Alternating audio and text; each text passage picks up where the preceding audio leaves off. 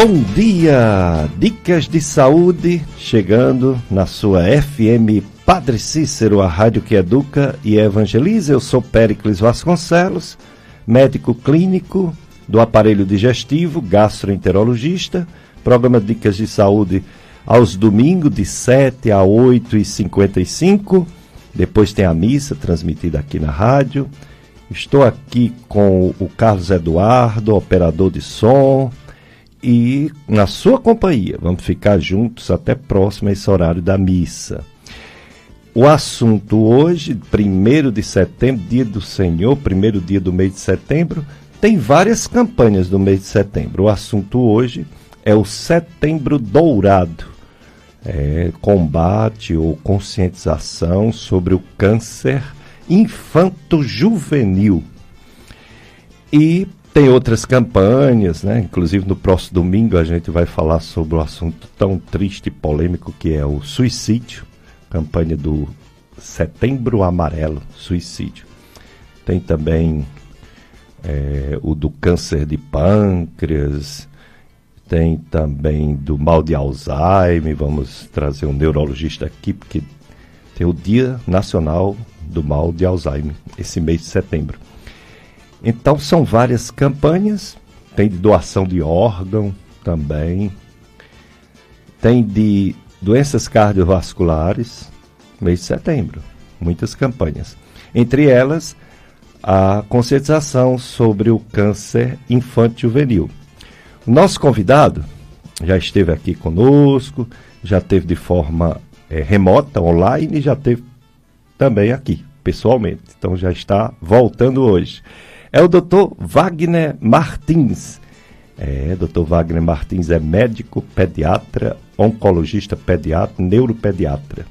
E o Dr. Wagner Martins, ele é pediatra pela Escola de Saúde Pública do Ceará, oncologista pediatra pelo Hospital Albert Sabin, também Fortaleza, especialização em neuro-oncologia pelo Hospital Sírio-Libanês, São Paulo, com atuação em tumores infantis, pós-graduado em Neurologia Pediátrica pela IPMED Bahia, com atuação em Neurodesenvolvimento Infantil, professor auxiliar das disciplinas de Oncologia da Faculdade Estácio de Sá e Domé de Juazeiro e da disciplina de Oncohematologia da Faculdade Santa Maria, Cajazeiras, Paraíba. Bom dia, Dr. Wagner Martins. Muito obrigado por ter aceito nosso convite mais uma vez.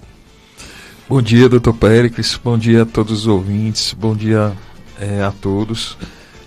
Para mim é um prazer muito grande estar aqui falando sobre um tema tão importante, né, que é a conscientização do câncer infanto-juvenil e a importância desse tema, né, para a sociedade, para todos, né, porque a gente sabe que a criança, quando ela é diagnosticada precocemente, ela tem mais chance de cura e também a gente consegue iniciar um tratamento menos invasivo, com menos toxicidade, enfim. Então é super importante esse tema e agradeço aqui a oportunidade de estar aqui falando um pouquinho sobre esse tema tão importante. Muito bem, o Dr. Wagner Martins, que é pediatra nessa área, dessa subespecialização da pediatria, logo duas, né? A oncologia pediátrica e a neurologia pediátrica. Você já sabe e pode participar. Você pode fazer perguntas ao Dr. Wagner Martins pelo 3512-2000, telefone. É também esse número do WhatsApp da rádio, 3512-2000. E você também pode fazer pergunta pela nossa live. Está quase no ar, né? Já está? Ainda não, né? Está quase na agulha a nossa live, às vezes dá uns probleminhas técnicos, live de Facebook. Assim que a gente anunciar, você bota lá no Facebook, FM Padre Cícero 104,5.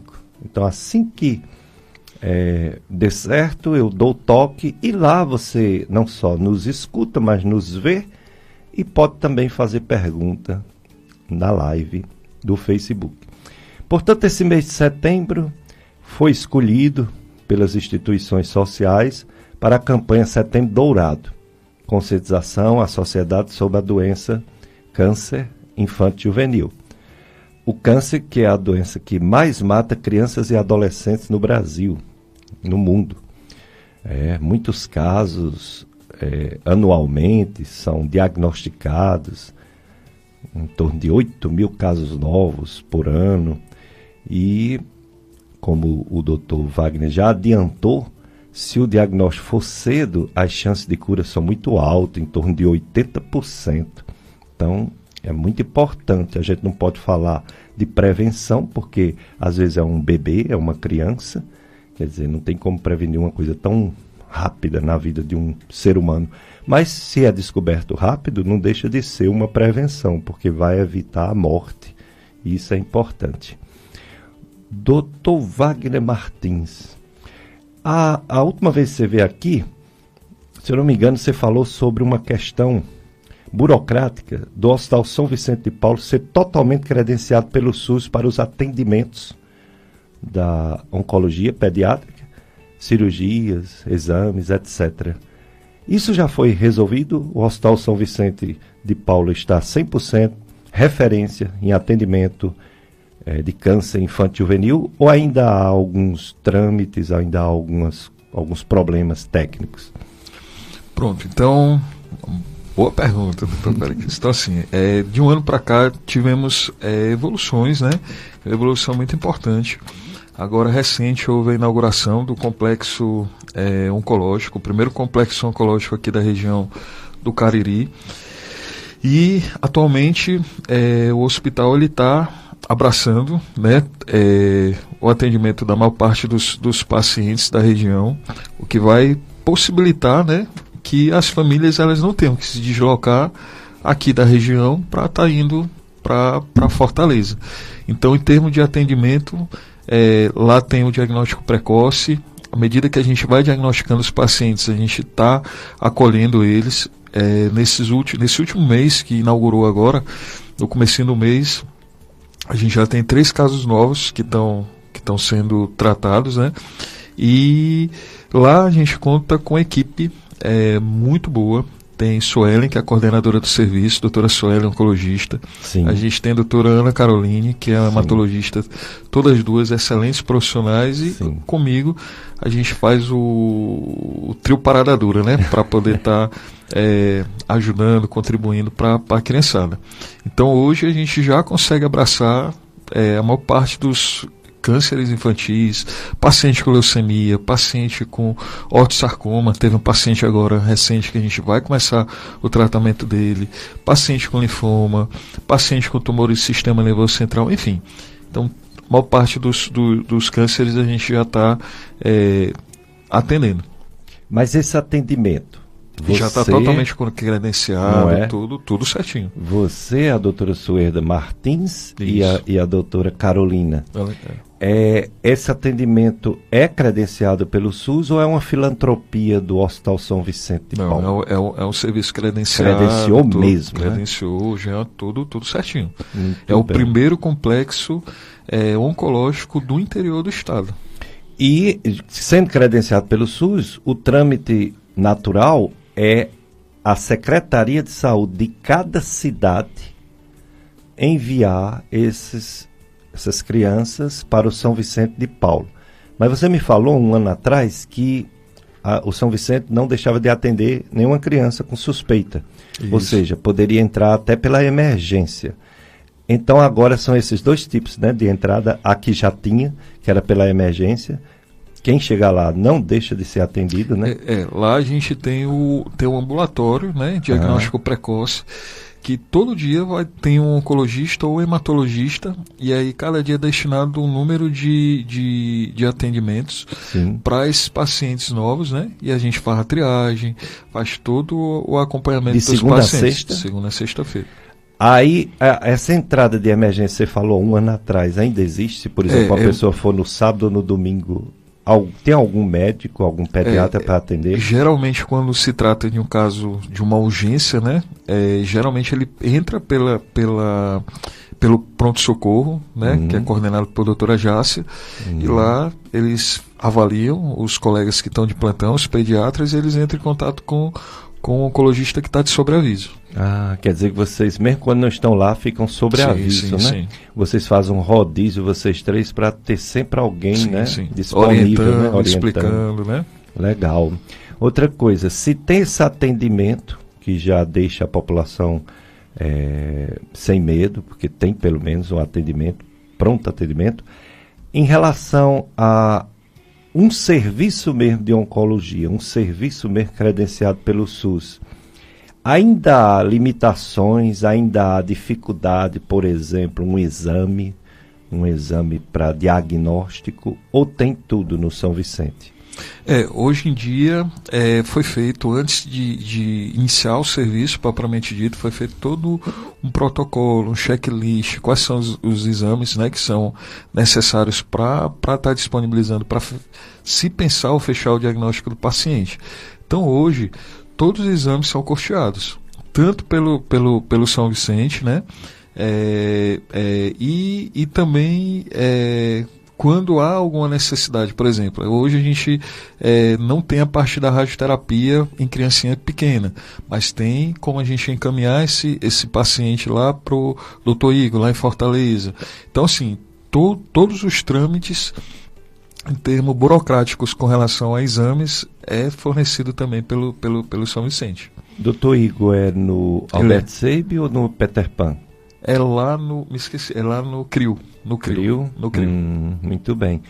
Então, embora, só reforçando, tem a radioterapia aqui, que pacientes em maior também tem equipe, Dr. Roberto, tem a doutora Sionara, né, que eles abraçam também. Então, sim, em termos de suporte para os pacientes, claro que está engateando o serviço, embora a gente já tinha esse serviço e estamos alinhando, né, mas, assim, em termos estrutural, está muito bonito. Não sei se você teve a oportunidade de ir na Ainda inauguração. não. Foi muito. Perdi. Veio o secretário de saúde, veio a vice-governadora, e estruturalmente está muito, muito bonito. Tem uma equipe que está empenhada, né, capacitada para dar esse suporte para os pacientes, e está sendo feito da melhor forma possível para que a gente consiga dar o melhor suporte para as crianças da região.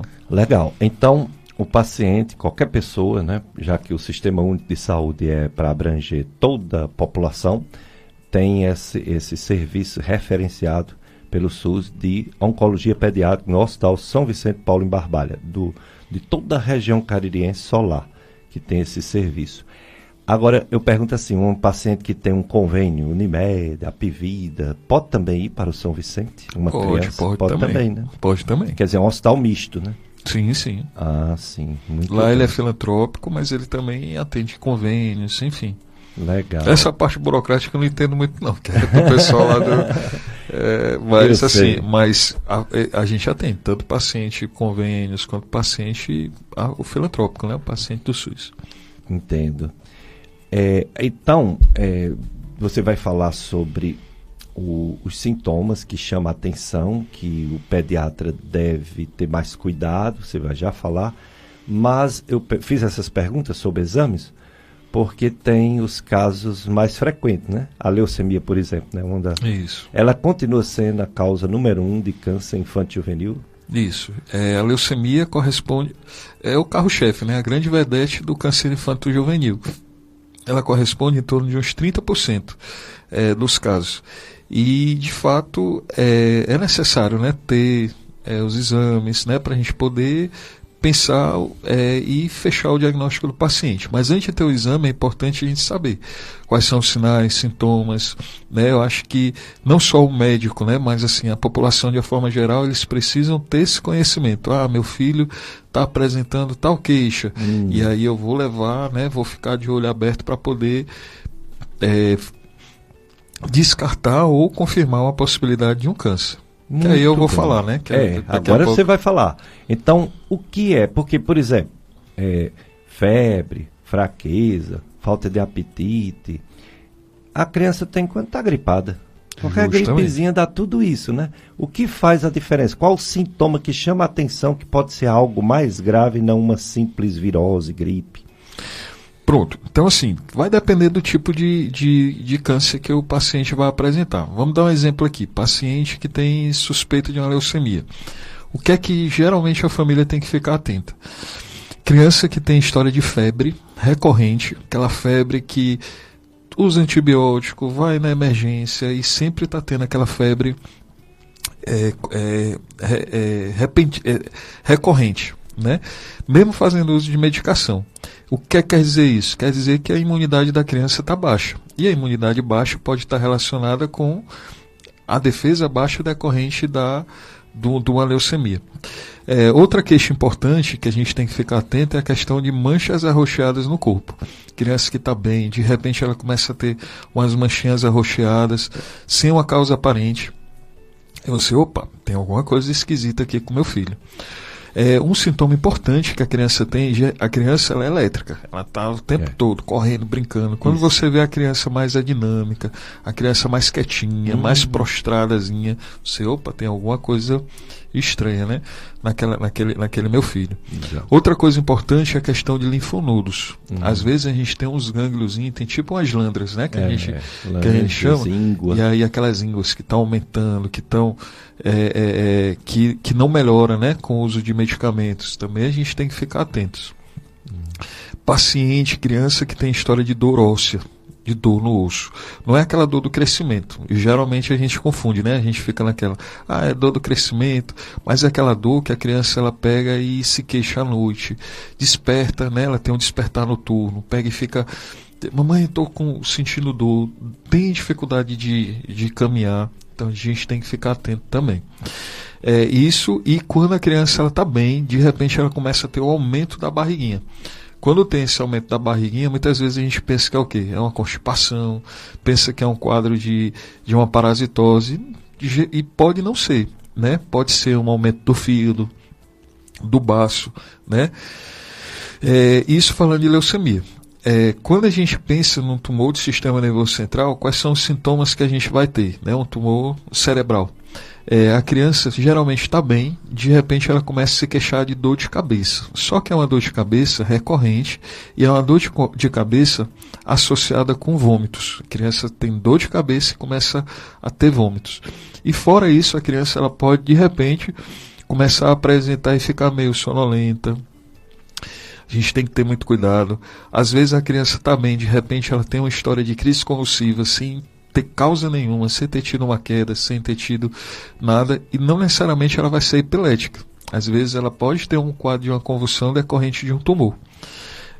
Outra queixa também importante, a criança pequenininha, que ela tem uma irritabilidade importante, a gente tem aquela moleirazinha, né? Quando a moleira ela está para fora, né? Se você começar a perceber, tem que ficar atento, né? Porque pode estar relacionado. Às vezes quando a criança está bem, de repente começa a aumentar o perímetro cefálico, a cabecinha dela. Então pode ser um sinal que ela tem uma hidrocefalia. Às vezes a criança está bem, ela começa a ter dificuldade no caminhar, ela começa a ter queda frequente, né? Ficar apresentando quedas frequentes. Então é um paciente que a gente tem que ficar atento para tumor do sistema nervoso central. Outro tipo de tumor que a gente tem muito comum é o linfoma. Tá? O linfoma ele está relacionado com o quê? Com o infartamento ganglionar, com a questão daquelas as lândras, né? Isso. As ínguas, né? Então a criança que tem aquele linfonodozinho que está aumentando, que está progredindo e que ele faz o uso do antibiótico, faz o uso do anti-inflamatório e não melhora, a gente também tem que ficar atento, porque pode ser um caso de um linfoma. E se o paciente tiver perda de peso associado com sudorese, acorda à noite e fica todo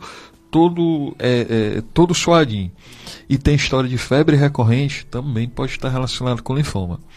Tumores abdominais, um exemplo, a gente tem dois tipos mais comuns. A gente tem o nefroblastoma, que é o tumor de Wilms, e a gente tem o neuroblastoma. Geralmente o nefroblastoma, o tumor de Wilms, é um tumor silencioso. A criança está brincando, correndo, se divertindo, e você nem se dá conta que a criança tem um tumor. Quando muitas vezes é um achado, você pega, palpa a barriguinha da criança e você começa a ver uma massa, algo meio endurecido. Então, quando você pegar e estiver palpando a barriguinha do seu filho, ter alguma massazinha endurecida, tem que ficar atento, porque pode ser um tumor. E aí tem que levar com o pediatra ou com o clínico para fazer uma ultrassom. Outra queixa também que a gente tem que ficar atento. A criança pequenininha que tem história de olho arroxeado, né? Aquele olho de guaxinim. Teve olho de guaxinim, tem que correr para emergência, que pode ser um neuroblastoma, que é um tumor agressivo, um tumor que não é muito legal. Certo? A gente tem também o retinoblastoma, que é o tumor ocular mais comum, tá? Que é aquele tumor que é muito comum quando a gente está fazendo uma foto, né? E aí quando você vê a foto, aí não tem aquela luzinha vermelha, a falta daquele reflexo avermelhado. Então aquela falta, né, que a gente chama de leucocoria, é um sinal sugestivo que o paciente ele tem um tumor ocular. Então tem que se encaminhar imediatamente, né, para fazer a avaliação com o oftalmologista. Aconteceu recente com o Thiago Life, né, no tempo que ele estava lá no BBB, bombando, e a filha dele pegou e teve esse quadro. E também a gente tem quadros de tumores ósseos. A criança está bem, de repente ela começa a ter um aumento no joelho, no tornozelo, começa a aumentar o osso, né? E ele começa a ter dificuldade de caminhar. Ele está andando, de repente começa a sentir dor, geralmente tem queda frequente. Então a gente também tem que ficar atento, porque pode ser o quê? Um ortosarcoma, um sarcoma de Ewing, que são tumores que são agressivos, que precisa ser tratado o mais rápido possível. E tem vários outros, né? Aí eu estou lhe falando os mais comuns. Muito bem. Então, esses sinais, a mãe percebendo, algum parente percebendo, o pediatra, né, percebendo, você deve levar as crianças para fazer a tal da puericultura. Não precisa a criança estar doente para você levar para o pediatra, não. Tem que ver a história das vacinas, tem que ver o desenvolvimento, o peso, a altura, tem que ver como está o comportamento da criança, se ela está irritativa, se ela está dormindo, não está, enfim. Tem uma série de coisas que o pediatra faz que não é necessariamente remédio para doença nenhuma. É que tem que levar mesmo, que eles chamam de puericultura. Aí quando o pediatra percebe um desses sinais, aí ele já fica atento, já pede exame e depois pede a ajuda, ou do oncopediatra, do hematopediatra, ou do neuropediatra. Então hoje o assunto é esse, é o Dr. Wagner Martins, que está aqui conosco novamente, e você pode fazer pergunta para ele. A nossa live ainda não está no ar, mas vamos ver se a gente consegue.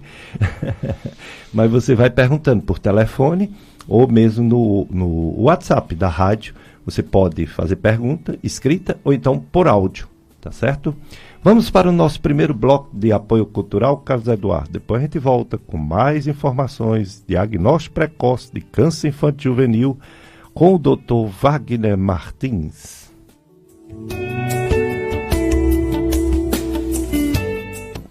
Dicas de Saúde FM Padre Cícero, a rádio que educa e evangeliza. Domingo do Senhor, é dia de reflexão, dia de descanso, ao mesmo tempo dia de reunião, né, familiar, amigos, enfim.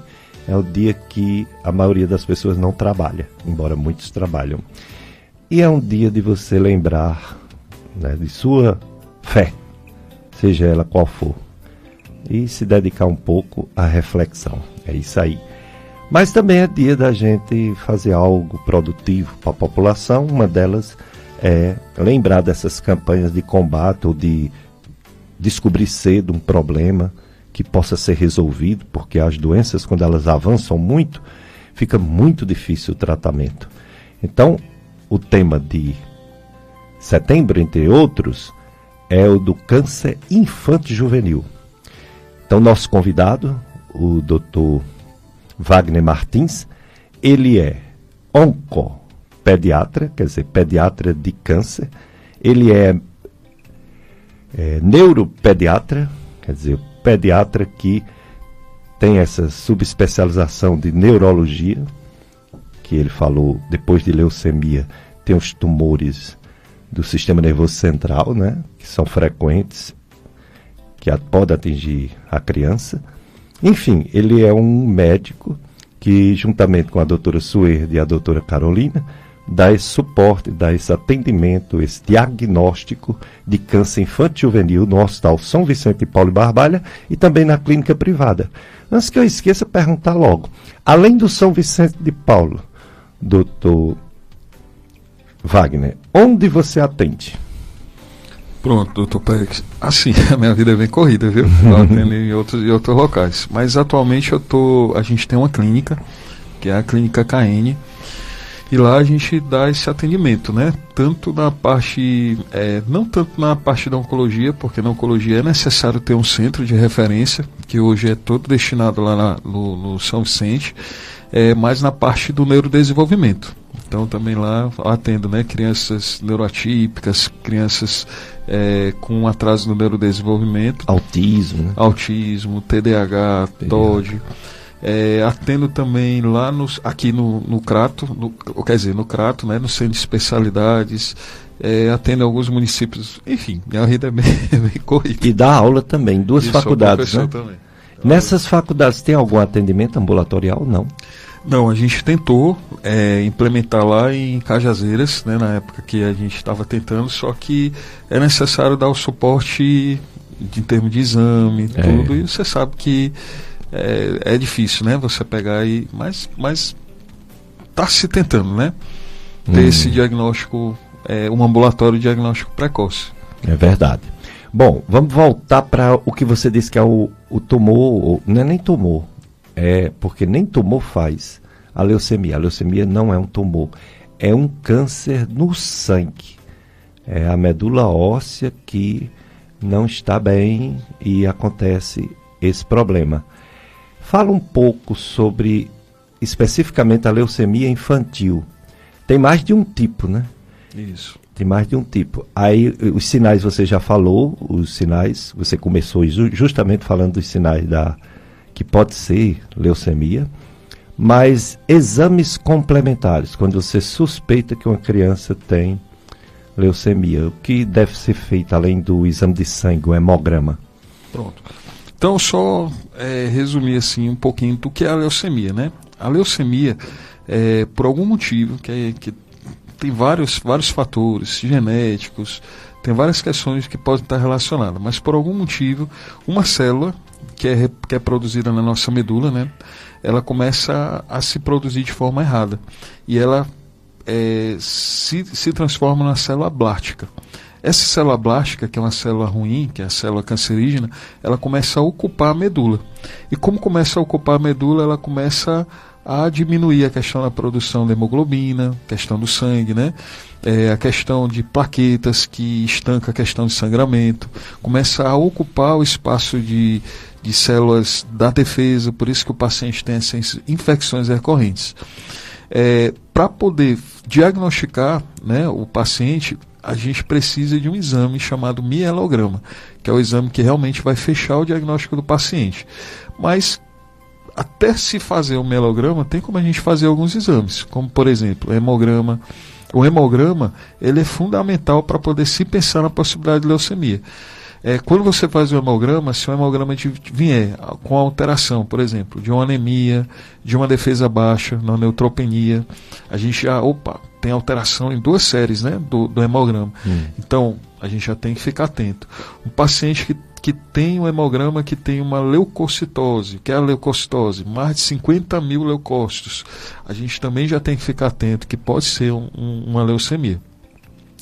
E fora isso, a gente tem um exame chamado LDH, que é um examezinho que quando a gente pede, e se ele vier muito aumentado, muito estourado, também fala a favor, né, que o paciente ele pode estar com uma doença linfoproliferativa, certo? Exame de sangue também, esse LDH? Então, e assim, feito de rotina nos laboratórios? É de rotina, é baratinho. Então, assim, hemograma ou LDH veio alterado, a gente tem que caminhar para o centro de oncologia. Você me perguntou a questão dos tipos de leucemia que tem. Hoje a gente tem 2 tipos de leucemia, que depende da linhagem da leucemia. A gente tem a leucemia linfoblástica e a gente tem a leucemia mieloblástica, certo? E ela pode ser aguda ou crônica. Na criança, mais comum é a LLA, que é a leucemia linfoblástica aguda. Ela corresponde em torno de 70% dos cânceres da leucemia na infância. A gente tem a LMA, que é a leucemia mieloide aguda, que ela corresponde a uns 20%, 25% das leucemias. E tem a LMC, que é a leucemia mieloide crônica, que corresponde a 3%. Então a gente tem 3 tipos na infância, tá? Doutor, qual porque tem paciente que fica bem, tem paciente que tem que fazer mais quimioterapia, tem paciente que vai curar. Tudo vai depender de fatores relacionados com idade da criança. Então, criançazinha pequenininha, menos de 1 ano, mais de 9 anos, ela precisa fazer mais quimioterapia. A leucemia, ela é danada. Por que ela é danada? Ela costuma também acometer o cérebrozinho da criança, o sistema nervoso. Quando acomete o sistema nervoso, o paciente ele já precisa fazer mais quimioterapia. E tem um subtipo. Dentro da leucemia tem a pré-B, que é a bebezinha, que é a boazinha, é a que a gente consegue tratar, que 80% dos pacientes ficam bem, e a gente tem a B madura e a T, que é a terrorista, que são aquelas que precisam de mais quimioterapia para o paciente ficar melhor, certo? Outra coisa também é a questão da biologia molecular, porque é necessário fazer essa biologia para ver se o paciente tem algum tipo de translocação, alguma alteração genética que faz com que ele tenha um prognóstico que precisa fazer mais quimioterapia.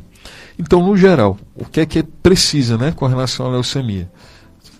Ver os sinais e sintomas, suspeitou, vai no clínico, no PSF, o médico clínico ele vai solicitar um hemograma, um LDH, veio alterações, né? 2 alterações no hemograma, ele vai encaminhar imediatamente o paciente para ser avaliado pelo hematologista ou pelo oncologista.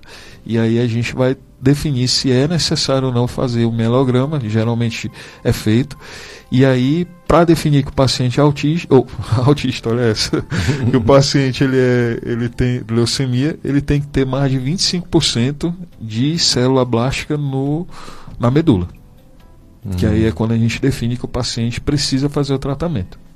Esse exame da medula, esse mielograma, é uma punção óssea, né? É uma punção óssea, que pode fazer ou no ossinho do peito ou na perna, né? Assim, na geralmente você faz pequenininha na cristelíaca. Né? Porque pra ele não ficar dói, olhando, né? E não dói tanto, né? Porque, sim, dói menos. Né? Porque... Ou não dói? Porque tem uma anestesia local, né? A gente faz anestésico, mas assim, imagina, um menininho pequeno a gente fazer no externo, né? Aí é difícil, né? É verdade.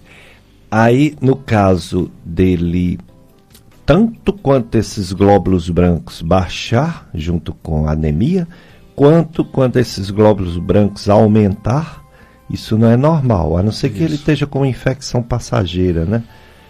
Mas tem, sim, e em relação a isso... Só reforçando, sim. A questão da infecção passageira, até 50 mil, mais de 50 mil não é infecção.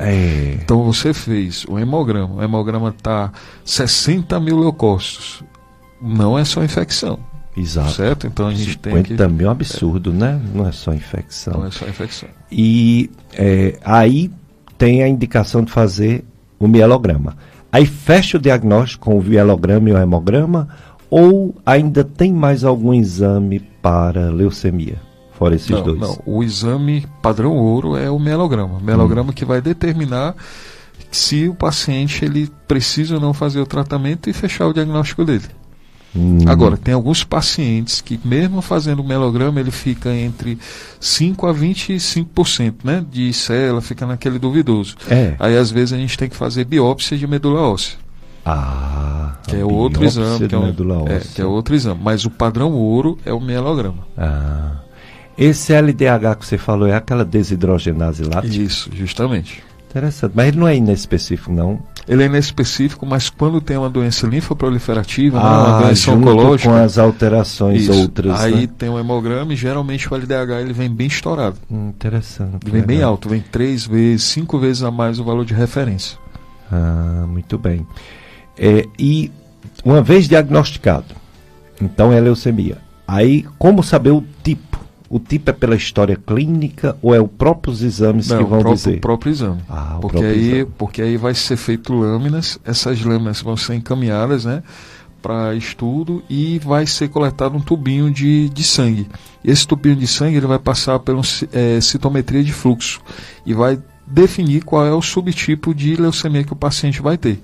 Se é linfóide, se é mieloide, se é a bebezinha pré-B, se é a T terrorista, se é a B madura, adolescente raivosa. Eu falo assim para a gente lembrar, assim, para brincar mesmo. Exato. Mas assim, para ver qual o subtipo e qual é o tratamento que o paciente vai fazer. Lembrar que o tratamento da leucemia é em etapas. Tá? Então, a primeira etapa do tratamento da leucemia é a indução, que corresponde a mais ou menos 28 dias. Então, 28 dias, o paciente geralmente é internado, vai fazer ciclos de quimioterapia, e esse período é um período fundamental para a gente ver a aderência do tratamento e ver se o paciente ele tem, se ele vai ter uma boa resposta. Claro que nesse intervalo de tempo, o que é que pode acontecer? O paciente pode ter uma neutropenia, que a defesa às vezes baixa. A gente tem que lembrar que a quimioterapia ela é super importante para tratar a célula ruim, mas ela também acaba diminuindo também a célula boa. Né? E aí às vezes o paciente tem que ficar internado, teve febre, tem que fazer antibiótico. Então assim, a gente nesse primeiro momento, o paciente vai ter alguns efeitos colaterais. Quais são os efeitos colaterais? Às vezes vai ter vômitos, náuseas, às vezes pode ter um quadrozinho de diarreia, a questão da alopecia, de cair o cabelo, que é muito comum. Mas são sintomas que são necessários, né? Fazem parte do tratamento e que tem medicamento para melhorar, né? Tem Ivonal, tem medicamento para diminuir esses sintomas que o paciente vai ter. O tratamento, o tempo de tratamento, logicamente, depende do tipo de leucemia. Tem inclusive um tipo que só acompanha, não faz tratamento, existe isso? De leucemia? Sim. Não, né? Todos tratam, né? Todos têm um tratamento. Agora, o desfecho, ou seja, o prognóstico a longo prazo é que é bem diferente dependendo do tipo, né? Justamente. Mas todos têm que tratar, não é isso? Justamente. O tratamento é em torno de 2 anos e meio, né? Aí, como eu lhe falei, tem as etapas, tem a indução, tem a intensificação, tem consolidação, tem a manutenção, que é um período em torno de 1 ano e meio, que o paciente toda semana fica fazendo uso de quimioterápico, né? Geralmente faz uma vez na semana, faz uma injeçãozinha, toma um medicamento via oral e vai para casa e consegue ter uma vida normal, né? Normal assim, né? Que tem que ter restrições, né? A gente tem que ficar atento. Geralmente, 70% a 80% de chance deles chegar a essa fase e curar e ficar bem, né? Agora, tem paciente que acaba remitindo a doença, que volta, né, a doença. E aí é uma pergunta que o pessoal pergunta muito. Doutor, tem transplante de medula óssea. Por que todos não fazem logo o transplante de medula óssea? Porque o transplante de medula óssea tem indicações, né? Depende do tipo de leucemia. Geralmente é o paciente que acaba remitindo, que acaba voltando a doença, né? E aí ele entra numa fila de transplante de medula óssea, que aí é outra novela, porque aí tem que ter o doador compatível, né? Tem que se fazer o cadastro em todo o Brasil para poder conseguir. Não é tão simples assim, né? E existe a possibilidade de dar certo ou não dar certo, né? Agora sim, existem todos os tratamentos através de protocolos clínicos. Então tem protocolo, cada instituição, ou melhor, tem um protocolo universal, né? Todas as instituições fazem um protocolo único com evidência, né, científica para melhorar e para curar o paciente. Muito bem. No caso da suspeita do linfoma, pessoas que têm, crianças que têm as lêndias, né, os gânglios, aí no caso, em vez de ser o mielograma, além do hemograma, em vez de ser o mielograma, que é a punção do osso, é no caso a punção, a biópsia desse linfonodo, né, desse gânglio, não é isso? O linfoma é diferente. O linfoma a gente não é o mielograma. Às vezes, quando o paciente tem um linfoma não Hodgkin, ele tem que fazer o mielograma para ver se tem infiltração de medula. Mas para fechar o diagnóstico é necessário o quê? Fazer uma biópsia da lesão, né? Geralmente de um linfonodo mais fácil, né, de acesso, para poder fechar ou não o diagnóstico do paciente. Aí a clínica do paciente e se fecha com a biópsia local. Se a biópsia fecha o diagnóstico junto com a clínica, junto com o hemograma, ou a biópsia ainda pode não fechar o diagnóstico do linfoma? Pois é, aí a gente vai levar em consideração a clínica, a gente vai fazer o estadiamento do paciente, pedir todas, né, tomografia, faz o PET scan, que vai fazer o mapeamento do corpo todinho. Tem alguns exames, por exemplo, hemograma, VHS, ferritina sérica, que são marcadores que vindo muito alterado, né, vai fazer a gente suspeitar do linfoma. Agora, para fechar e para tratar o diagnóstico, tem que ser feito o anatomopatológico e a imunistoquímica, que aí é o mandatório. Do material tirado do linfonodo. Agora, pode ocorrer que você tirou um material que naquele local não tenha a célula maligna. Aí tem que fazer uma nova biópsia e a gente vai ter que porque, como eu lhe falei, é clínica, exames e fechando o diagnóstico para tratamento, a comprovação, que é o anatomopatológico e a imunistoquímica. Tem os lugares específicos para ser biopsiado. Isso. Aí daqui a pouco, depois do intervalo, você vai falar sobre os tumores do sistema nervoso central, né? Porque aí é um pouco diferente, né, o diagnóstico. Isso. Vamos para mais um bloco, Carlos Eduardo, de apoio cultural. Depois a gente volta com mais Dr. Wagner Martins.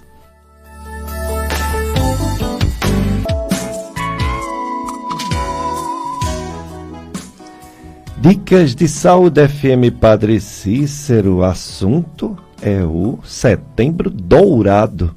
Setembro Dourado, conscientização sobre o câncer infantil juvenil. Nosso convidado, o Dr. Wagner Martins, oncopediatra, neuropediatra, e está falando sobre esses cânceres que infelizmente atingem crianças.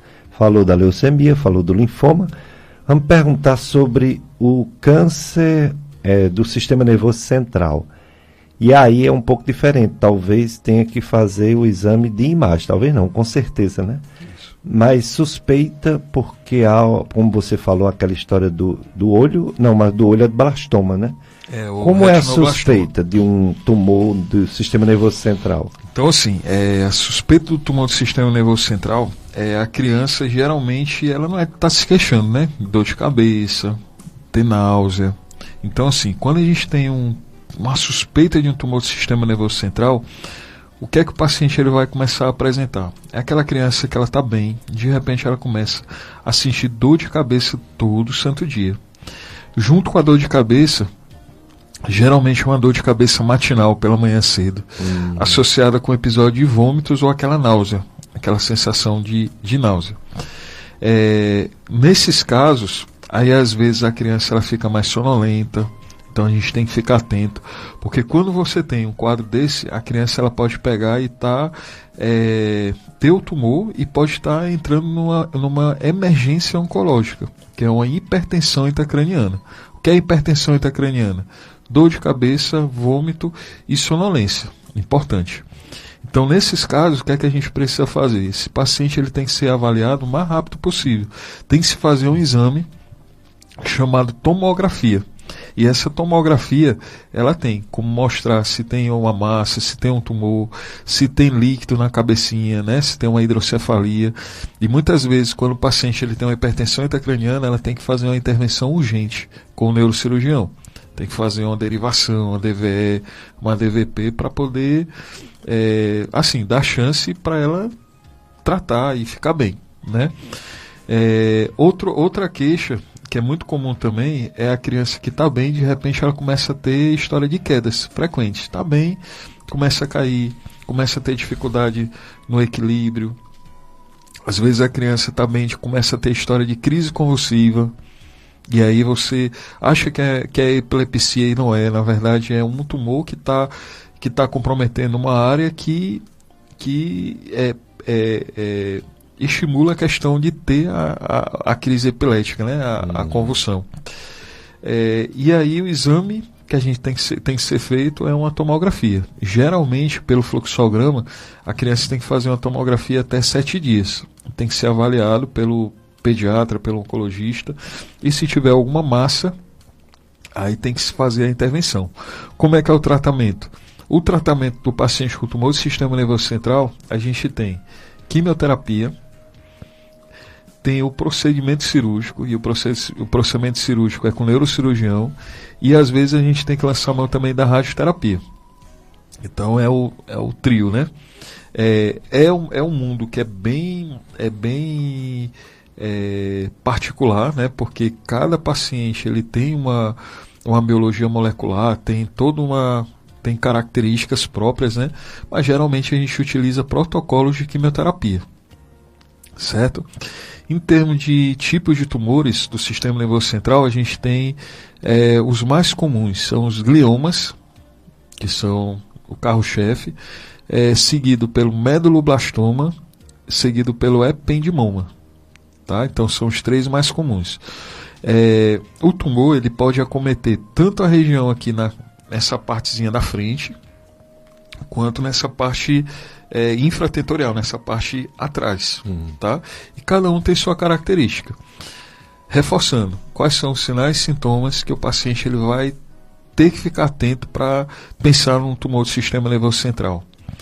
Dor de cabeça persistente, uma cefaleia matinal associada com vômitos, sonolência importante, paciente que também começa a ter perda de equilíbrio, queda frequente, história de crise convulsiva, criança pequenininha com muita irritabilidade e com aquela moleirinha aumentada, aumento do perímetro cefálico, a cabeçona, começa a aumentar a cabeça de forma rápida, né, que aí pode estar relacionado com hidrocefalia, com líquido na cabeça.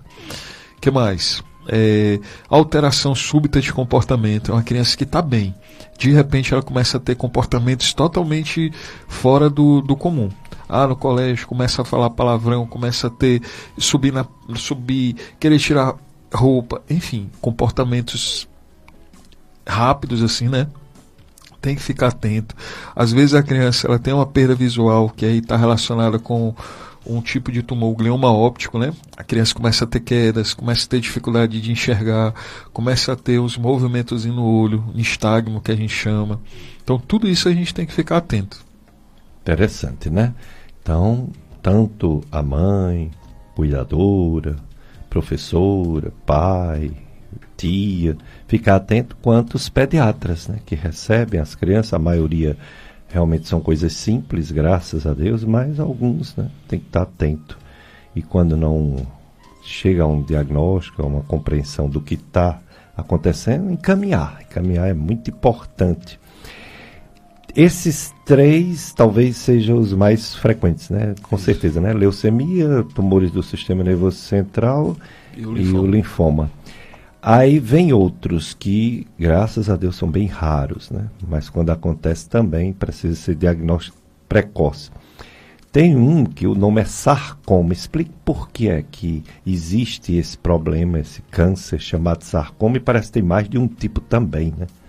Pronto, sarcomas são uns tumores bem agressivos, né? E ele pode acometer qualquer região. Pode ser no tornozelo, pode ser na perna, pode ser no braço. E aí, quando a gente tem um sarcoma, a gente tem que estar muito atento, porque a possibilidade de metástase, né, de se espalhar para o restante do corpo, é muito rápida. Então, o sarcoma, ele pode ser um sarcoma sinovial, pode ser um sarcoma de Ewing, e tem possibilidade de tratamento. Tá? Quer dizer, não é só no osso, ele dá em coisas que não são muscular, músculo, osso, justamente. E aí o tratamento é a base de quimioterapia. Muitas vezes tem que se fazer o procedimento cirúrgico, né? Às vezes tem que ser feito. E também a gente tem a radioterapia. Tá? Tirando o ortosarcoma. O ortosarcoma geralmente ele não responde muito bem à radioterapia. Mas os sarcomas, de uma forma geral, aí tem que lançar mão. Tanto na cirurgia, quando tem necessidade, quanto da quimioterapia e a radioterapia. Muito bem. Existem outros que são raros, né? Tumor de Wilms, como é isso? Pois é, o tumor de Wilms é o tumor... É um dos tumores abdominais mais comuns, né? E aí o tumor de Wilms, ele, como eu falei, ele é um tumor silencioso. É um tumor onde a criança está bem, está brincando, se divertindo, e geralmente é um tumor que o achado dele é um achado ocasional. A criança está bem, a família pega, está dando banho e aí começa a perceber que está aumentando a barriguinha. E aí você palpa aquela massa mais endurecida e aí você faz uma ultrassom e a ultrassom mostra que ele tem uma tumoração na região abdominal. E aí, quanto mais precoce e quanto mais localizado é o tumor, menos agressividade a gente vai ter. Então, por exemplo, o tumor de Wilms, só um procedimento cirúrgico no estágio inicial pode ser feito. Às vezes só faz uma nefrectomia, retirada do tumor, e o paciente fica bem se ele for um estágio inicial. O grande problema que a gente vê é que, como é um tumor silencioso, a maior parte dos pacientes eles já chegam com lesões em outras regiões, né? Em pulmão, em osso, e aí tem que ser feito não só o procedimento cirúrgico, como também tem que fazer a quimioterapia. E geralmente faz 4 ciclos de quimioterapia antes, aí faz a cirurgia, e aí dependendo do estadiamento, aí tem que ser feito mais quimioterapia depois. Esses todos, você falou, leucemia, linfoma, tumor de Wilms, tumor do sistema nervoso central, todos têm essa característica de, apesar de ser precoce, tratamento com sucesso, pode ter recidiva ou tem uns que não tem recidiva após o tratamento com sucesso? Todos os tumores, né, independente qual seja, tem possibilidade de se recidivar, né? Só que tem uns que tem mais possibilidades e outros menos, né? É importante a gente falar isso porque geralmente o paciente, quando ele está fora de tratamento, ele tem que fazer um acompanhamento em torno de 5 a 10 anos, na verdade 10 anos depois. Então, o primeiro ano, a cada 3 meses, tem que estar sendo acompanhado, até os 5 anos, a cada 6 meses, e aí depois uma consulta anual para a gente ficar pedindo, né, exames de controle. Então, o paciente ele cura, mas ele tem que ficar fazendo acompanhamento por pelo menos uns 10 anos, porque há chance sim de recidiva. Os nossos ouvintes estão, a Rosana está perguntando por que é que não está a live de Facebook. Houve problemas técnicos, Rosana. Você vê que de vez em quando a gente tem problema aqui, né? Eu diria que a cada 4, 5 programas no domingo, um pelo menos não tem live, porque dá uns probleminhas aqui nos computadores, né? Mas você pode participar, Rosana, pelo WhatsApp, pode fazer sua pergunta, como fez a dona Cecília, nossa ouvinte. Ela deseja um santo e abençoado dia para nós, obrigado para a senhora e sua família também. Ela dá parabéns pela qualidade do programa, é excelente, e pergunta ao doutor Wagner Martins: quais são as causas que levam uma criança a desenvolver um câncer? Seria a alimentação, carnes embutidas, linguiça, etc., sucos industrializados, pipoca, docinho, refrigerante, tem a ver com o câncer? E aí, doutor? Boa pergunta. Dona Cecília, na verdade, as crianças elas têm vários fatores que podem estar relacionados com o quadro de um tumor infantil. Geralmente são relacionados mais com a parte genética, né? Genética, às vezes a criança ela tem uma síndrome associada. Vou dar um exemplo: um paciente que tem tumor de Wilms, geralmente para ele desenvolver esse tumor de Wilms, ele tem um histórico de ter alguma anomalia geniturinária, ou seja, uma criança que tem uma hidronefrose, que tem alguma alteração renal prévia. Tem fatores genéticos que estão altamente relacionados. Agora sim, não tem tantos estudos com relação à questão do consumo porque a criança, enfim, ela é pequenininha, ela não está sendo tão exposta como o tabaco, como os adultos, né? Os adultos, a gente sabe que existem fatores externos que estão relacionados intimamente com o desenvolvimento. Um exemplo: o tabaco com tumor de pulmão, que é muito comum, né? Já a criança não. São fatores que estão relacionados com a constituição genética da criança, que acaba desenvolvendo tendo uma predisposição genética maior a ter esse tipo de tumores, né, de câncer. É verdade. É tão pequeno, né? As crianças são tão pequenas, tão pouco tempo de vida, que fica até difícil avaliar se houve algum fator externo. Algum fator, né, ambiental que causou, né? Agora, reforçando que o fator ambiental é importante também para a gente tem que ter uma qualidade com relação à alimentação da criança, evitar a questão de embutidos, porque ela vai se tornar um adulto. Se tornando um adulto, vai ter fatores no futuro para ela pegar e desenvolver um câncer, né? Doutor Wagner, e quando há um câncer na família, tem estudos dizendo que tem mais chance da criança ter um tipo específico de tumor que um parente teve, o pai, a mãe, ou não? Não tem um estudo? Sim, tem? Sim. Geralmente, quando tem história familiar, o paciente ele tem mais chance de ter. Vou lhe dar um exemplo. Um paciente do retinoblastoma, né, o tumor ocular, geralmente, tendo histórico na família, a criança ela tem que ser acompanhada com mais regularidade, com oftalmologista, que tem uns 40%, 30%, 40% de chance de ter, né? Uma criança, um irmão que tem leucemia, o outro irmão tem mais chance de ter também.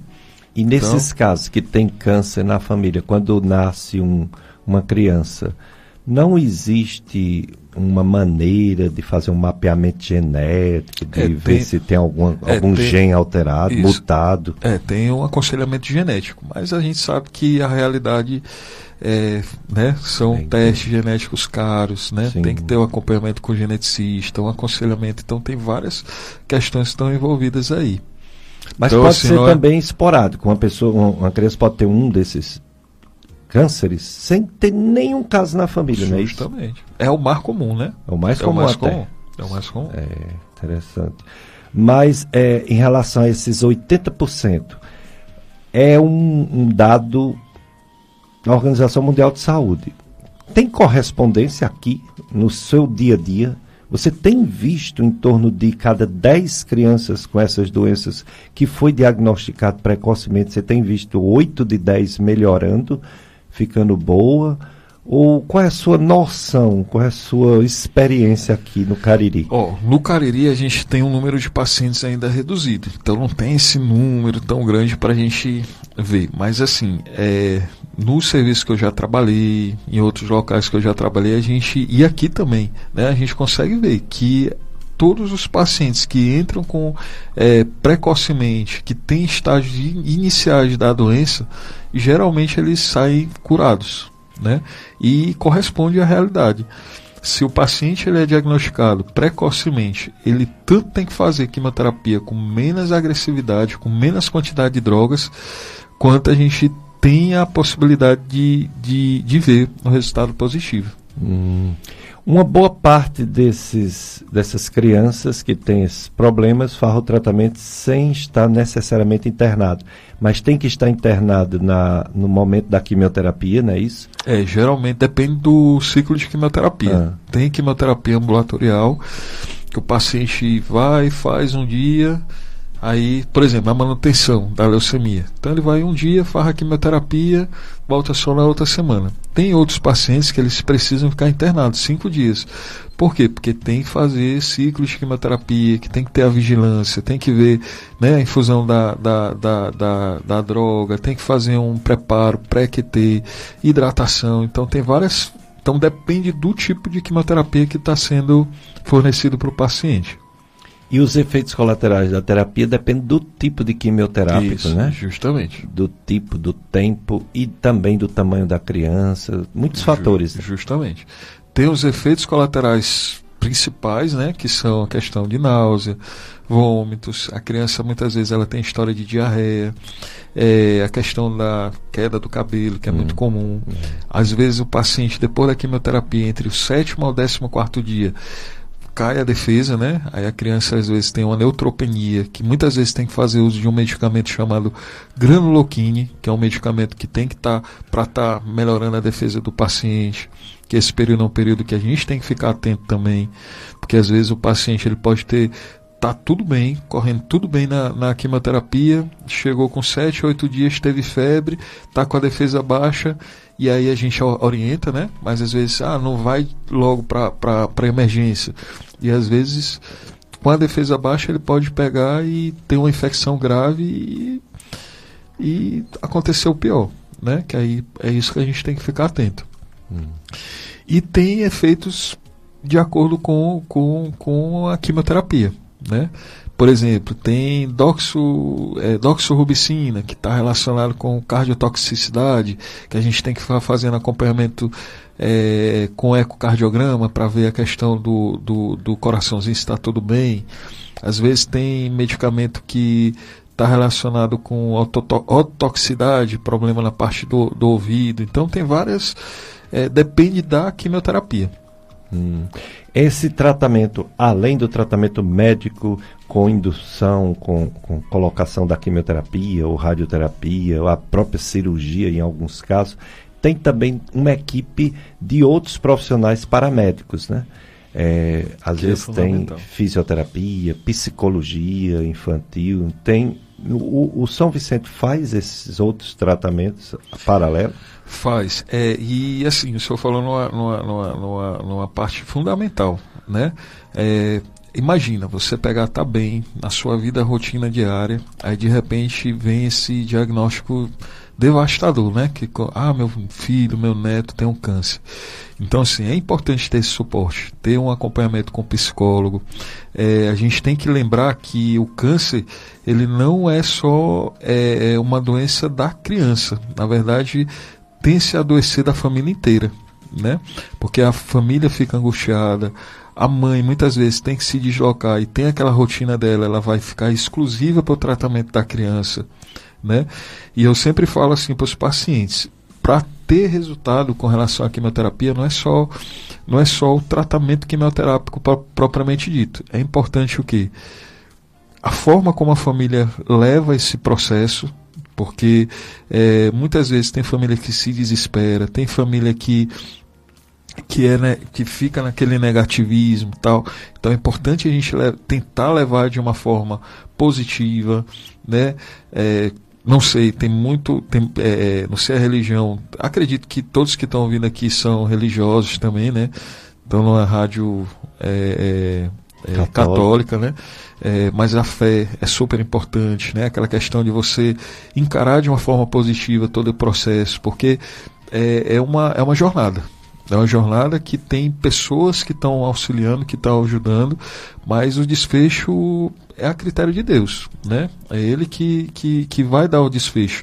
E muitas vezes a gente pode não ter o desfecho mais positivo, mas se a jornada é uma jornada sadia, é uma jornada boa, de fé, de companheirismo, uma família unida, eu acho que isso já é uma vitória muito grande, né? E como você falou, no São Vicente eles fornecem todo esse apoio psicológico, todo esse apoio de acompanhamento, né, dos pacientes. A gente também na região tem 2 casas de apoio muito boas, tem o IACC, tem a CODE, que são 2 casas que dão esse suporte para as crianças, dando todo esse suporte de psicologia, suporte às vezes até de cesta básica, de toda essa parte assistencial, o deslocamento, fazendo com que tenha um tratamento humanizado, né? Então, assim, a gente hoje, graças a Deus, na região do Cariri, a gente tem um suporte muito bom para essas crianças, tanto na parte hospitalar, em termos de tratamento, como também na parte social, né? Porque tem as casas de apoio que são, enfim, né? Você sabe, acredito que você acompanha lá em Barbalha, que dão esse suporte, e um suporte muito bom. Ainda bem que tem. O IACC é uma ONG, né? Sim. Pela a nossa amiga Fátima, né? Eu jogava bola com o esposo dela, infelizmente já partiu para o reino de Deus. E eu conheço há muitos anos a Fátima, uma pessoa muito dedicada, né? Essa causa, né? De ajudar crianças com essa doença, né? Que, como você disse, abala toda a família. E uma coisa importante é a gente ter essa noção, que é através de parcerias e união, todo mundo unido em prol da causa, que a gente tem um resultado positivo, sabe? Quando você une no hospital que está empenhado em contribuir, profissionais que estão empenhados também e casas de apoio que estão unidas, todo mundo unido, em prol da criançada, é sucesso. Sucesso, né? Que bom. Mais um bloco de apoio cultural, Carlos Eduardo. Depois a gente volta com mais informações do Dr. Wagner Martins, neuropediatra, oncopediatra.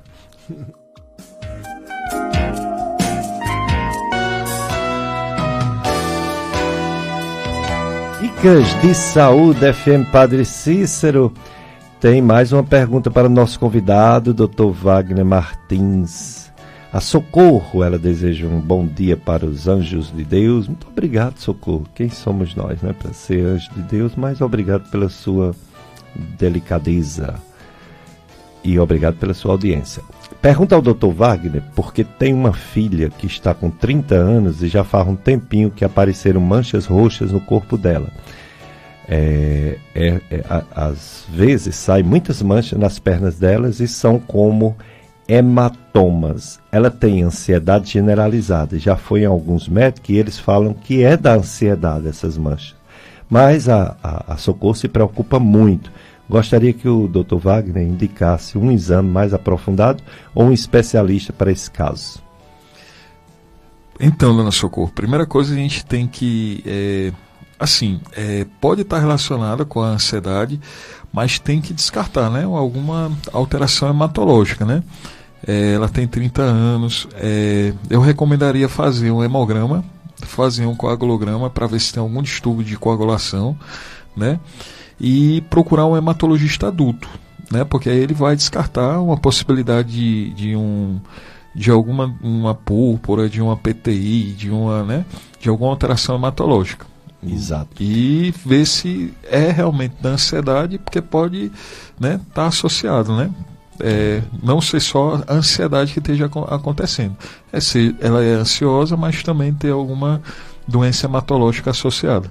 Isso, nós temos ótimos hematologistas de adulto aqui no Cariri, como o Dr. Ricardo Vieira, Dr. Emanuel, Dr. Gésio, doutora Luciana, doutora Viviane, não sei se eu esqueci alguém, são ótimos hematologistas, você pode procurar um deles, que ele vai orientar, vai pedir o exame adequado, vai descartar coisas orgânicas para no final, se Deus quiser, ser só ansiedade mesmo.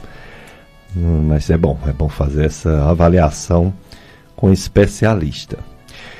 Dr. Wagner, então o que você orienta em relação a pai, mãe, cuidadora, tia, professora, os sinais que chamam a atenção para que seja dito que aquela criança tem que ser descartada uma coisa mais grave? Você já falou no início do programa, mas como muita gente talvez não tivesse ouvindo o início do programa, eu gostaria que você reforçasse, falasse quais são esses sinais, sintomas que levam a suspeitar que alguma coisa pode estar no organismo dessa criança. Pronto, então a primeira coisa que eu queria deixar aqui registrado é desmistificar a questão do câncer, tá? Quando a criança ela é diagnosticada com câncer, há possibilidade sim de cura, tá? 70%, 80% dos pacientes eles podem curar se eles forem tratados de forma adequada, de forma precoce, beleza? E quais são os sinais que a gente tem que ficar alerta? Então toda criança que tem história de palidez, tá bem, começa a ficar muito quietinha, meio amoadinha, aquela criança que ela que estava brincando, tá super elétrica, e de repente ela fica mais quietinha, com a palidez importante, história de febre recorrente, aquela criança que tem febre, toda semana está tendo febre, mesmo fazendo tratamento adequado, com antibiótico, com o acompanhamento com o pediatra. Aquela criança que tem história de linfonodos, aqueles gânglios que estão se aumentando, que estão persistindo, mesmo fazendo o tratamento. Criança que tem mancha arroxeada, manchas avermelhadas pelo corpo. Crianças que têm aumento da barriguinha, né? Que muitas vezes quando você palpa a barriga você sente algo meio endurecido. Crianças pequenininhas que começam a apresentar dores de cabeça recorrente, todo dia se queixando de dor de cabeça de manhã cedo, associado com vômitos. Crianças que estavam bem começam a ter quedas frequentes, começam a cair, começam a desequilibrar, começa a ter algum atraso, né, do desenvolvimento. Crianças que estão bem, de repente tem uma convulsão do nada, né? Aquela história de crise convulsiva do nada, tem que ser avaliado pelo neurologista, mas também tem que fazer um examezinho de tomografia para ver se não tem alguma massa, alguma lesão na cabeça.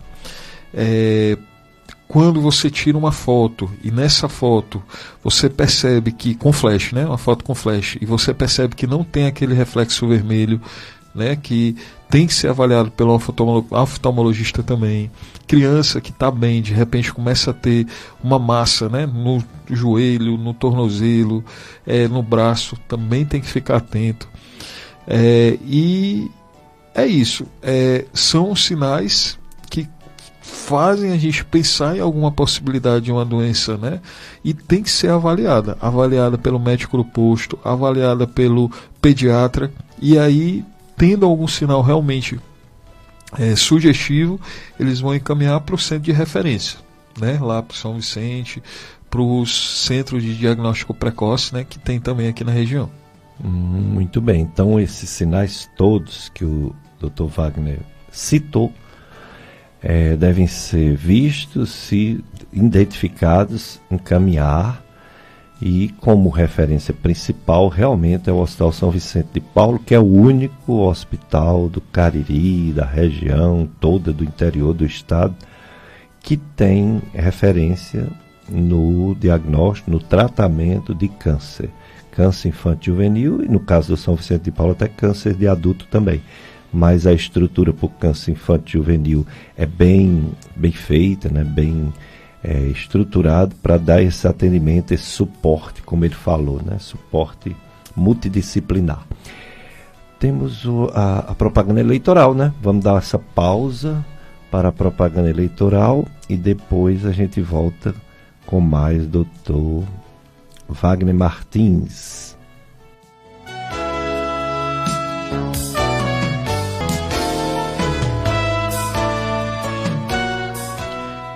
Dicas de saúde, chegando ao final do programa, mas eu tenho uma surpresa para os ouvintes. O nosso convidado de hoje, Dr. Wagner Martins, quem ouviu no ano passado ele vir, lembra que ele cantou uma música aqui ao vivo de Lulu Santos. Deus deu esse dom para ele, além do dom da medicina, de ajudar tantas crianças, como disse a ouvinte, um anjo de Deus, ele tem um talento de cantar.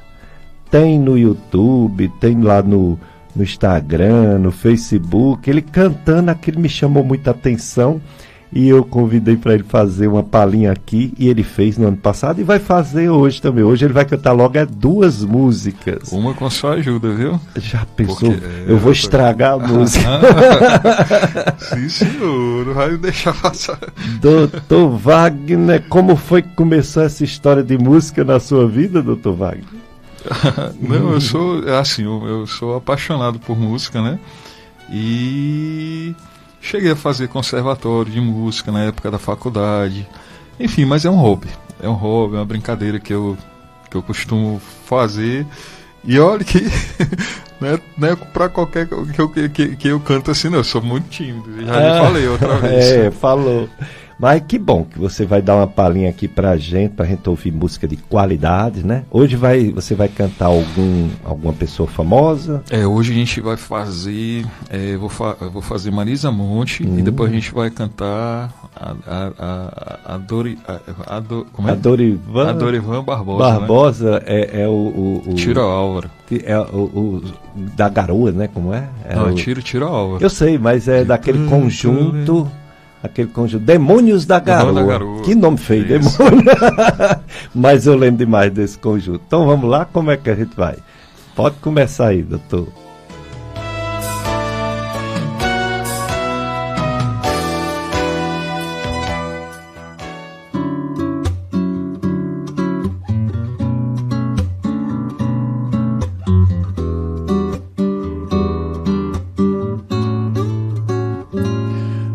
se quis, depois de tudo ainda ser feliz, mas já não há caminhos pra voltar.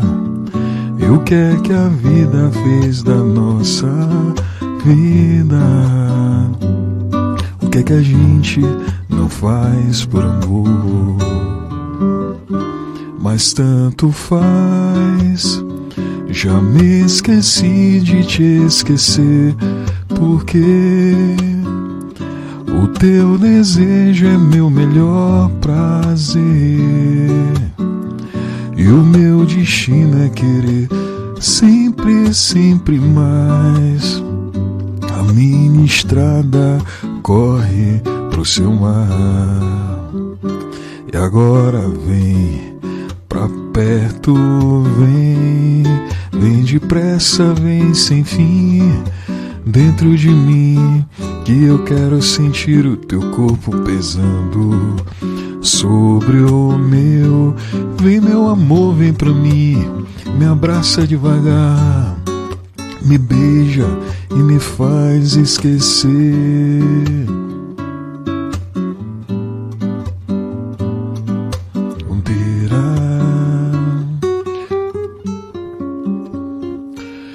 Bem se quis, depois de tudo ainda ser feliz, mas já não há caminhos pra voltar. E o que é que a vida fez da nossa vida? E o que é que a gente não faz por amor? Mas tanto faz, já me esqueci de te esquecer, porque o teu desejo é meu melhor prazer, e o meu destino é querer sempre, sempre mais. E a minha estrada corre pro seu mar, e agora vem pra perto, vem depressa, vem sem fim dentro de mim. Quero sentir o teu corpo pesando sobre o meu. Vem meu amor, vem pra mim, me abraça devagar, me beija e me faz esquecer.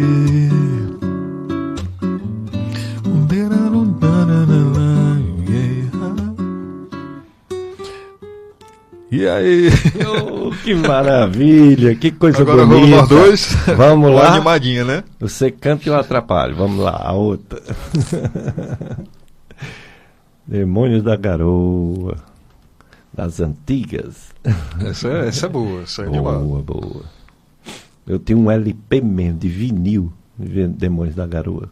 Trem das 11. Eu pensei. Tanto levar flechada do teu olhar,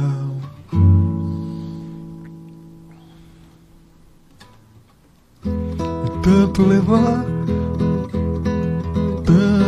levar flechada do teu olhar, meu peito até parece, sabe o que?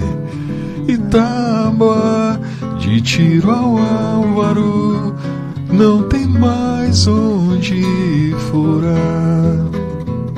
De tanto levar flechada do teu olhar, meu peito até parece, sabe o que? Tábua de tiro ao álvaro, não tem mais onde furar. Teu olhar mata mais do que bala de carabina, que veneno estricnina, que peixeira de baiano. Teu olhar mata mais que atropelamento de automóvel, mata mais que bala de revólver. E aí, doutor Pérez? De tanto levar flechada do teu olhar, meu peito até parece, sabe o que? Tábua de tiro ao álvaro, não tem mais onde furar. De tanto levar flechada do teu olhar, meu peito até parece, sabe o que? Tábua de tiro ao álvaro, não tem mais onde furar. Teu olhar mata mais do que bala de carabina, que veneno estricnina, que peixeira de baiano. Teu olhar mata mais que atropelamento de automóvel, mata mais que bala de revólver. De tanto... Ainda não.